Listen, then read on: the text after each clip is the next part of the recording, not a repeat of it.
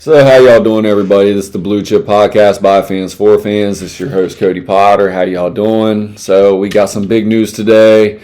Got the jersey in the back. Terry McLaurin has re-signed, man. Finally, all is right with the world with the Commanders. I was going to talk more week 0, kind of the breakdown film review for today, but Terry signed. Like I said, when Terry signs, I'm going to give him his own episode. That's what it's going to be. It's 3 for 96 million, so 32 AAV on the deal. Just first off, congrats to Terry. Honestly, man, like this is something that's it's not even something that I even thought was going to take this long. I mean, honestly, like Terry is really that dude, man. Honestly, like I'm just going to put some clips in the background and talk behind it. But Terry is that dude, man. Honestly, he's the leader of this team. He's a captain, man. Him and Jaden Daniels went off last year, man. Not necessarily yards, but this year when you add in Deebo Samuel, I think you add Jalen Lane, and I think the element that he's going to bring to this offense, like with Terry, with Deebo, I think it's only going to connect to add more yards for Terry. I don't know if he necessarily gets 13 touchdowns like he got last year, but Terry is that dude, man. Terry's a stud. And just congrats, man, just to the person, to the player, somebody that stuck around through multiple coaching staffs, Dan Snyder, off the field, man. I mean, just everything that you had off the field with this kid, man. Just like this dude deserves everything that he got. I don't think the numbers will actually stick as far as the AAV go once we find out the guarantees. When the season was over, I really kind of thought it would be somewhere in the $30 to $33 million range before even DK signed. As the offseason went along, it really was sounding more like it was going to be into the it sounded like it was going to be more into the $28 to $30 million range.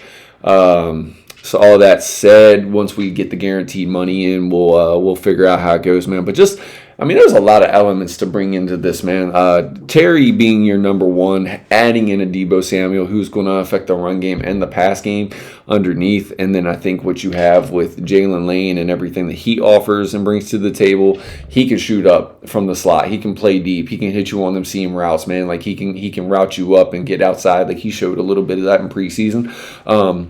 And that's something that you kind of had with Naomi Brown last year in spurts. And then you got Noah Brown, who we did see with Terry last year, who we know can play really, really good football. A lot of the things, man, realistically that I'm looking for is just the consistency, man, from this wide receiver group, man. Like, can we get Noah Brown to stay healthy consistently? I don't think it's something that you can bank on. I think there might even be another wide receiver add once these cutdowns are really done. I think after Luke McCaffrey, Jalen Lane, Noah Brown, and Deebo Samuel and Terry, I don't know if the wide receivers that we have that we're going to keep, if we do keep a 6, is already on this roster. I could see them keeping Ja'Cory Brooks on the practice squad, and that's something that I think is going to happen. But as far as like the 6th guy, if we do keep a body, I think he's coming from another roster. Just breaking it down, man. But people talk about not paying Terry the money because he's coming up on his year 30. September 25th, he'll be 30 years old. Next year when the contract actually goes into effect, because this is an extension, so he's playing on the $23 million that he had already on his contract this year. Next year effectively goes into whatever this new deal is with the guaranteed money. $30 million signing bonus, though, he gets that right now. And he deserves it, man. He's a hell of a football player. We can talk about the 30-year fall off for guys, the cliff and all that, things like that, man. But I'm going to give you some examples, man. Like realistically, everybody can make a claim and they can make it look like however they want it when they explain it, man. Like your preference to it is what the topic's going to discuss. So like let's look at it both ways, man. Stephon Diggs, 30 years old, kind of a little bit of a fall off, injuries, things like that. Injuries are real. Injuries are a real thing. And I mean, like, dude, realistically though, like you can say players get hurt more into their elder ages, but like of football, but like realistically, man, like there's not that many guys playing over the age of 30 and all that. Like realistically, the guys that last that long, they take really, really good care of their body. So yes, if they break down, but they didn't get injured in their 20s, it's really hard to compare that when most players don't even play past 26, 27. So, like on the averages and things like that. So numbers are always going to be skewed to that. But if you look at Stephon Diggs, you look at DeAndre Hopkins, guys like that, they've had fall off since they were 30. They've had injuries since they were 30. Tyreek Hill, this is a guy who I would say is actually, panned out pretty well. 29, now he's 30, things like that.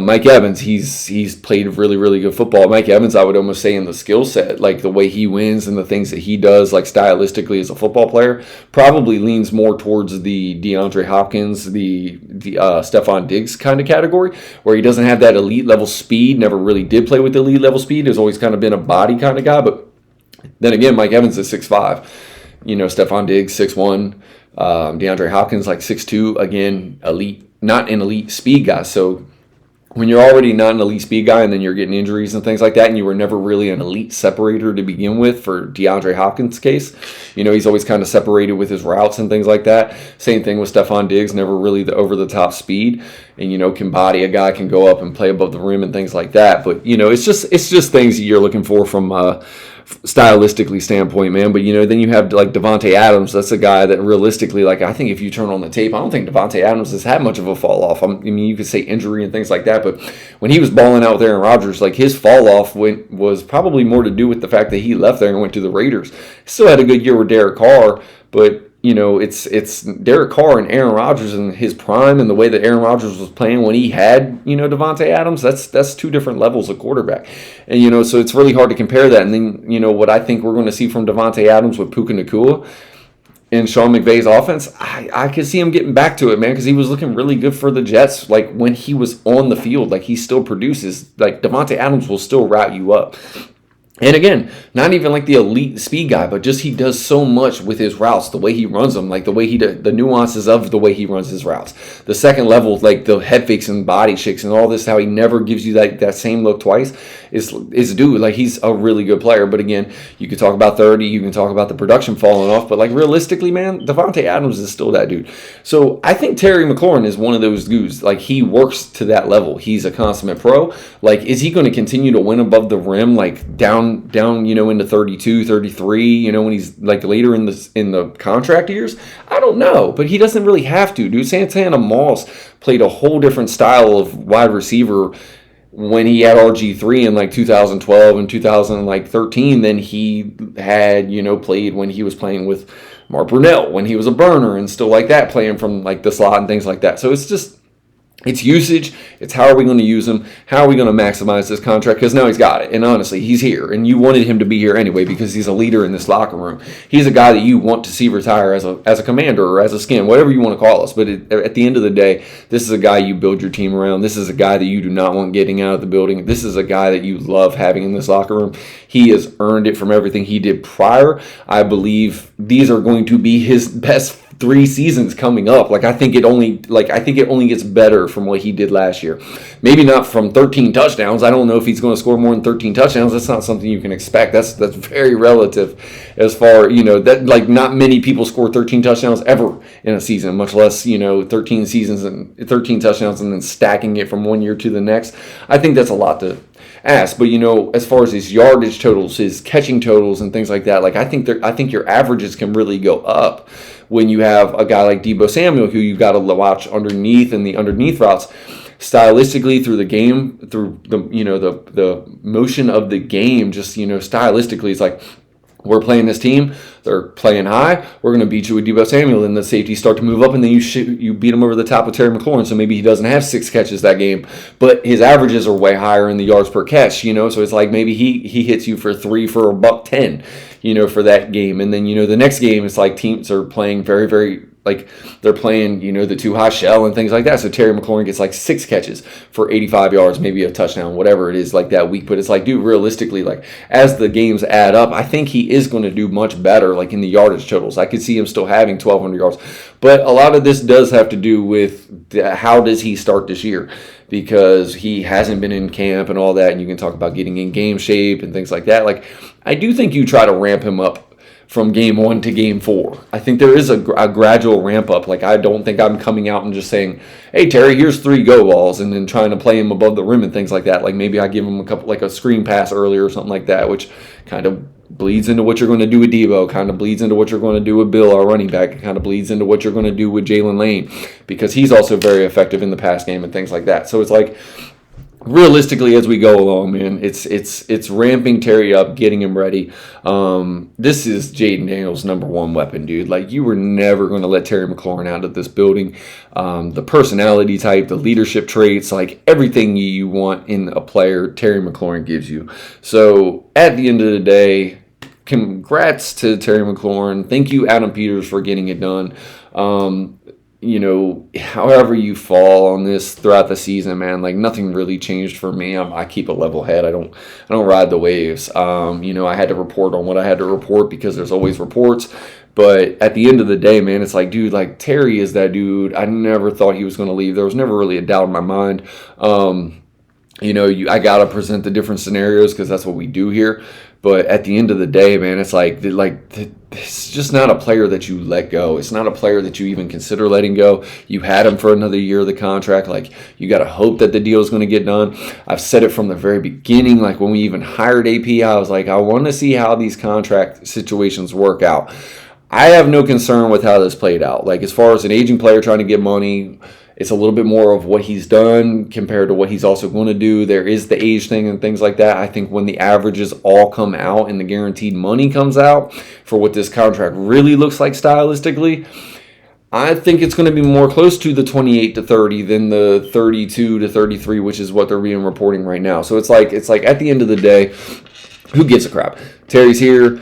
Then money is there. Like, it's funny money anyway. Like, it's the salary cap. It's the NFL. Like, they can always do things and they can readjust. They can do sign-in bonuses and spread those out through the courses of the contract. So it's like, dude, like, at the end of the day, the man came back. That's what you wanted. It was something that was never really in doubt anyway. So to all the reporting back and forth, man, they were literally talking about how far this deal was apart, earlier in the morning, like an hour before he signed. So you're just happy to have him back. You're happy that Jaden Daniels can continue continuity with his number one. Now we only get to add to what this offense does stylistically with Deebo Samuel and adding Bill and a little bit more explosive element to the run game, which I think is really going to make this passing game pop even better than what it was last year because of the threat of Jaden Daniels' legs, because of what Austin Eckler can give you out of the backfield and as a pass catcher out of the backfield, and then just Jaden Daniels, his legs and coming out of the backfield and being able to throw the ball over the top and place the ball like a pocket passer. It's like, dude, it's all three levels of the field that we can attack you on. Jalen Lane can give you the deep, intermediate, and short. Deebo Samuel showed in camp that he can get you kind of a little bit over the top and kind of hit you with some speed that you're not expecting from a guy like him. And it's just realistically health, keeping it forward. Not probably really trying to ride Terry too hard in this Giants game. Like, yes, get the win, but I think we can honestly beat the Giants, give or take. I mean, you never know how the ball bounces, and if you come out there and play a sloppy game plan, maybe you don't beat them. But I think even if Terry wasn't going to play before the season started, I look at that game, and I think we have the horses to get through it without a Terry. It would be the Green Bay game, where I start to say, okay, we're probably not keeping up with them and the things that they got because they got plenty of weapons and things like that, plus a really good run game. We got to see what the defense does for us in that department anyway. But like I said, man, congrats to Terry. Really, really well-deserved player.